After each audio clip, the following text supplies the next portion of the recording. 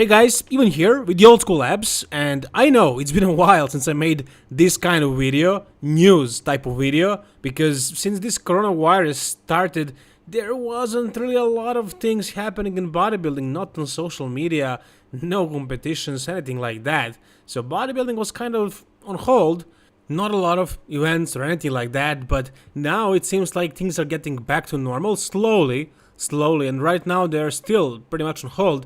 As you can see right here, Larry Wheels with his physique update, who looks like he lost most of his gains, really. So he hasn't been training, as he says, for 6 weeks. This is the longest that he has ever endured, I want to use that word, without training since he started 11 years ago. And it shows, it definitely shows in his physique. He looks significantly smaller than before. I mean, if you take a look at like his arms, his chest, he still has thick chest.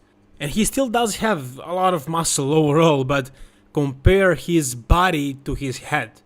It's not what it used to be, not even close. So he lost a lot, and it's normal. Without training at all for 6 weeks, and I'm assuming that he's off the cycle, right? Because he's not training, why would he be on steroids? I'm sure he's off. I'm sure he's natural right now. And this is what is left when you don't train, when you don't use stuff. Hopefully he's eating a lot of protein. I don't know about that, but hopefully he's eating properly. I doubt that. I don't think he's that kind of a guy. He's more of a powerlifter than he is a bodybuilder. And you know powerlifters, they don't really eat very clean, usually. But Larry, is blessed with a crazy metabolism, so he looks lean the majority of the year. Right now, he lost significant amount of muscle. Will he be able to regain that muscle in a very short time span after the gyms are open? Yes, sir. Very easily so. Muscle memory is an amazing thing, and I'm sure he will be back in no time.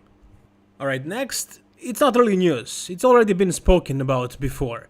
But I just had to give you my take on this. I made a video about Greene and his recent posing video that was supposedly recent. He said it literally in the video. New physique update, and he said which month, the current month, May 2020, he said that. But you can see in this video that he has a gap between his teeth that he does not have any longer. He fixed that, but a long time ago. I mean, a couple of years ago, he did have it. So it's pretty, I mean, it's apparent. I mean, yeah. He was lying to us once again. And what I think, personally, what we should all do, we should just all go to his Instagram page and unfollow him and block him. I mean, this is really low.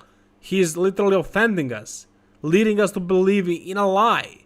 Why? Because he wants more traffic on his social media. He wants more followers. He wants more talk about him. So he can sell his ebooks and his supplements and whatever, clothes, because he wants to make money. It's simple as that, by lying to fans. And that's not fun. I wouldn't call him a troll. When you say a troll, that kind of seems degrading for somebody who is one of the greatest bodybuilders of all time, but still, it doesn't seem like he's that bad of a person, like he's having fun. He's just joking around with his fans, he's having fun with his followers. No, that's not how it is. He is lying to us directly. He's telling us lies so he can sell us his stuff. If I'm being honest, and you guys know that I always pretty much am, I never liked Kai's personality back during the Phil versus Kai rivalry years. I didn't like him. I liked Phil more. And also Phil's physique, for sure. But Kai had a lot of fans. I didn't like him. He seemed fake to me. He never seemed genuine. He seemed like he was acting and pretending the whole time. But now it's obvious. Now it's obvious that Kai is not a genuine person. He is willing to lie to gain money, to lie to his fans. I mean, it's business on one hand, but you have fans. Man, you are one of the best bodybuilders in the world. I mean, no matter how much you hate his personality, you cannot ignore that. In my eyes, he's the 5th best bodybuilder, the most complete bodybuilder in the history of bodybuilding. But as far as his personality, he just touched a new low, if you ask me, and I'm really disappointed with this. Okay, so next we have some really good news. John Meadows is back. He's back from the hospital, and he made a video on his YouTube channel. You should go ahead and watch it. His YouTube channel is Mountain Dog 1. That's his nickname. And basically in this video, all he's saying is that he actually did have a heart attack. It wasn't due to steroids. He does not have a enlarged heart. He doesn't have a plaque due to cholesterol in his arteries, but he did have a blood clot in his, I think his 2 blood vessels near his heart. So you can go ahead and watch the video. He explains that in detail that I cannot provide right now, but basically he's fine. He's fine. He had a heart attack. It was really bad. He felt horrible. He has been through something during those couple of days at the hospital. It was tough. It was tough on him, and I'm sorry for him, but he's fine right now. Unfortunately, doctors weren't able to say what caused this. It could be his previous operation that he had a couple of years ago, actually quite a few years ago. In this video of his, he explains that as well, so you can check that if you want to learn more detail. But basically, it does not seem like it is something, due to drug abuse or overuse. I mean, it's obvious that it's not the case. As I'm sure many will speculate, no, it has nothing to do with that.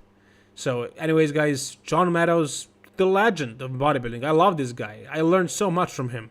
I watch his YouTube videos. He talks about all kinds of stuff, and he's really good at transferring his knowledge, and he knows a lot. He's one of the best coaches as well. So, and one of the very good pros. He was trying to turn pro for many years, and eventually he succeeded. He overcame all the obstacles, and I'm sure he will do the same with this thing.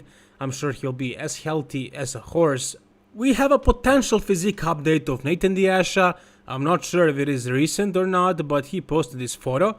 It's what he posted recently, so I believe it's a recent photo. I'm sure he has a gym to train at. These professional bodybuilders, I mean, guys, imagine if you are a gym owner. Wouldn't you invite a professional bodybuilder like Nathan or somebody of that level to train at your gym? Of course you would. So all the professional bodybuilders have places to train at, and this is Nathan the Asha. He did not specify when the photo was taken, but he did talk to his haters about his haters in the description of the photo that he does very, very often. He addresses the haters so often, and I hate to see that. I mean, why? Why? He doesn't really have that many haters. I mean, sure, he has some haters. Everybody has them, but just ignore them. Don't make posts about him. Anyways, I'm starting to think about why Larry Wills wasn't training.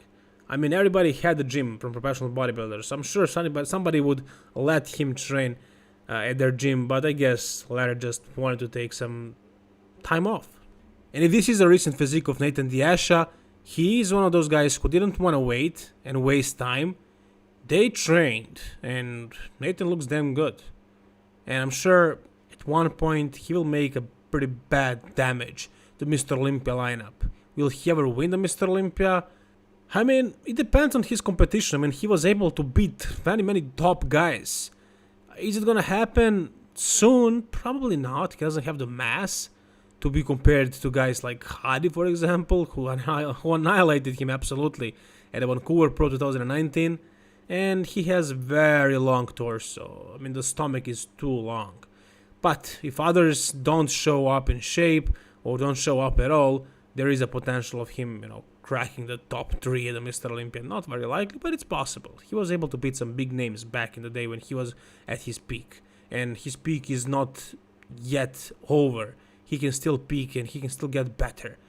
We have another update, and it is Ian Valliere, who is training legs right here. He's probably filmed by Chris Bumstead. These guys created their own gym. They bought their equipment, and they have pretty much everything. But in the description of this video, Ian says that he needs more weights. This is 6 plates on each side for his hack squats, and he is squatting this with such ease. This guy is an absolute beast. He's very, very strong and, of course, very, very large, and he's not taking any time off during this off-season, during this quarantine time, and I'm sure he will make improvements during this time better than he would potentially if the gyms were open, because training in that basement gym alone with one training partner and without any distractions, it's different, and it is the way you make a lot of gains. And if he trains hard, as he does, as you can see, and if he eats a lot, progress will be made. If you're talking about the basement gyms, and while I was talking about that, I'm sure you all thought about Dorian Yates. And this is just a video of himself posing in 1994. And guys, this is a couple of weeks after he tore his bicep. This is where he was off. He is off here. And look at this. He was off in 1994 and he looks outstanding. I mean, the conditioning and the mass that he was able to bring on that stage, it really makes me wonder how would he fare against Ronnie Coleman at his prime. I mean, people are saying that Ronnie was better, but then again, there are also people from the 90s who actually seen Dorian in person, and they say it's not the same as it is on the video or on the photos, that he was much better in person. And this is a very high quality video, and if you haven't seen it, enjoy it, because I definitely enjoyed it. You can see that he was peeled to the bone and crazy muscular. Ronnie never brought this level of conditioning, so that would be a battle. Of course, Ronnie was way more complete. He had everything. He did have arms, he did have chest, he did have shoulders, he did have insane quads. Dorian, basically, as far as muscle development, he had very impressive back and very impressive calves. And overall, he was bigger than anybody else. But standout body parts, only back and calves. Ronnie Coleman, different story. He had basically all of the body parts stand out on him. So for that reason, I guess Ronnie would be victorious. But if you ask me, this is the second best physique of all time, considering the bodybuilding metrics. I believe this would beat Phil Heath. I don't think Phil Heath ever had the graininess. Sure, he had the completeness and the thickness and everything. The conditioning was always there, of course, but this kind of graininess, this kind of level of muscle maturity, this is only what Dorian had. Nobody else did it, not with this kind of mass. He was unique for this, and this is why Dorian is my favorite bodybuilder of all time. I don't think he's the best. I do understand that Ronnie is better, maybe on Phil, but me personally, I find him the most impressive overall. And his physique looked unique. I liked it. And also, if you take into consideration his mentality, his personality, his brain. So that's gonna do it for this video, guys. I kind of went off topic. This is not news, but just something I wanted to share with you and give you my take on it. Anyways, if you enjoyed this video, guys, please like it. If you want to see more bodybuilding videos like this, subscribe. All the best, guys, and keep it old school.